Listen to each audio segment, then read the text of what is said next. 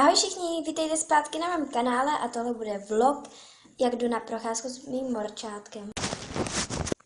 Takže morče už mám nachystané, má na sobě teda vodítko a tady mám jeho mimínka. Tak, zatím teda je na lavičce, miminka jsou teda tady v kapsičce, spinkají tam.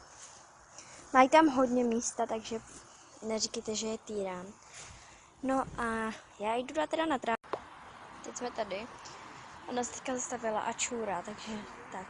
Tady ten můj šikulka začala vřískat, protože jsem jí to vodítko dala přes hlavu a ona to úplně nesnáší, takže ji mám jenom takhle na tom malinkém popruhu. A tak se mi vyvleče, ale tak co už. A miminka teďka začala spinkat, jim je tam hrozně příjemně. A víte, jim tam teplo, no tak tam prostě tak jsou, no. Teď jsou tady, tak jsem je pustila. No tak jestli mi zdrhnou, tak jsem asi někde. Ale oni se drží u maminky, ale ty prosím. A prostě mám tady takovou malou bandu. No to by byl konec videa, já se s vámi loučím. Mějte se krásně, tady se loučím s vámi ještě tady s mufinama malýma. A